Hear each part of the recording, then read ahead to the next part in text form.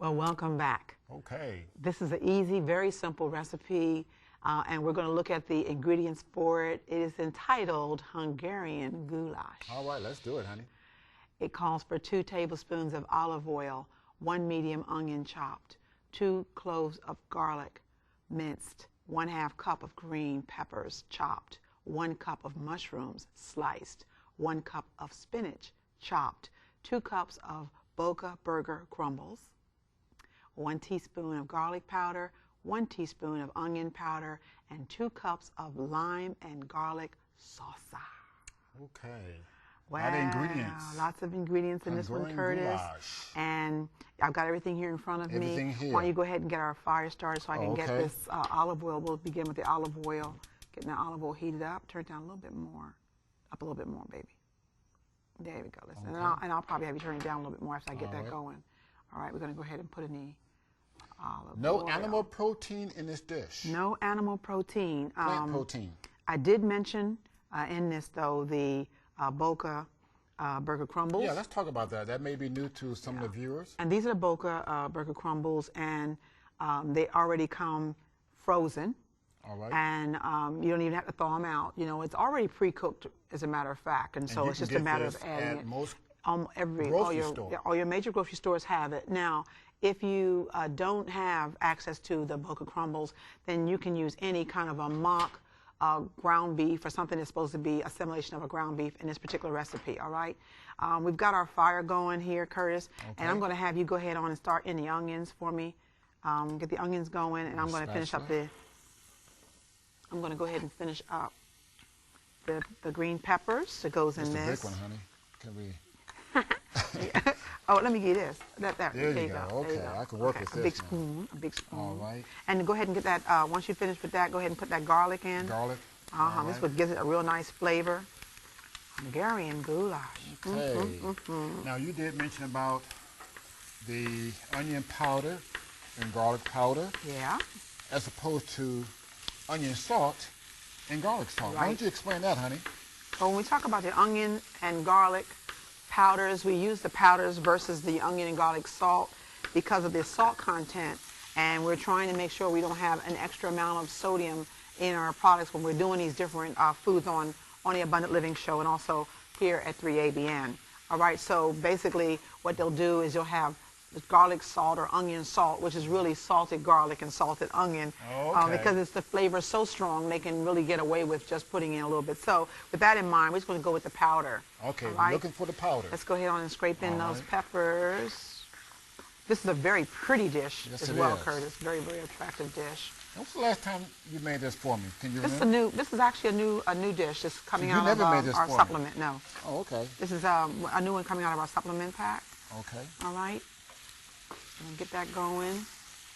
And this takes a few minutes, and then with that, I'm going to go ahead on and start pouring in this protein dish. And because you were talking about protein, Without the bologna. this is a real good time for you to kind of go through. You've got a Oh, little yes. skit there you want to do it. I'm going to go ahead and add my protein in, and then I'm going to go ahead and put in my spinach while Curtis is showing you the demonstration, my onion and garlic powder, and then lastly my salsa. All Okay. right? Well, Okay, you do that, Curtis. honey. I'll go do with my little skit over here. Now, again, a lot of people are wondering, well, how much protein do most people get on a daily basis? As I mentioned before, based on international studies around the world, they suggest that we need only about 25 to 35 grams of protein. Once we reach about 40, 50, even 60 grams, we start losing calcium from our bones, and it stresses also the kidneys. Let's take a typical breakfast here. And again, this is typical. Now, what I have here is 2 strips of bacon, a scrambled egg, and a cup of coffee. This is a typical breakfast for some people, not all. And so we're going to put that breakfast right there so you can see it. And the amount of protein in that breakfast alone is 19 grams, all right? Now, let's go to our lunch. I decided to go with a fast food lunch since most people, not a whole lot, but a lot of people do eat out on a regular basis. So this is a meat patty, 3 ounces, a hamburger bun, and also French fries and a milkshake. This is a lunch that some people may take in, not everybody. Again, this can be varied. But again, this is a lunch that we have here for a lot of individuals, maybe on a daily basis. Now, the amount of protein for that lunch is 45 grams of protein just for the lunch alone. Let's move to the supper time. Now we have here is chicken, 2 pieces of chicken. We have macaroni and cheese. We have green beans and also a soft drink. This is a supper. Again, a lot of things can be varied here, but I'll just give you an idea of a typical supper that maybe a lot of people may consume. And in that amount of meal of protein in that meal, you have 35 grams of protein in the supper alone.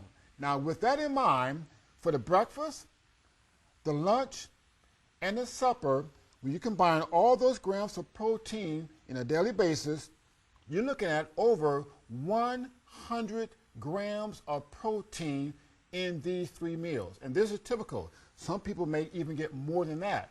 So with that in mind, then we're really getting a lot of people some 3 times more protein than the body needs. And again, as I mentioned before, excess protein is converted into our body fat. So a lot of people say, well, you know, you need protein to build muscles.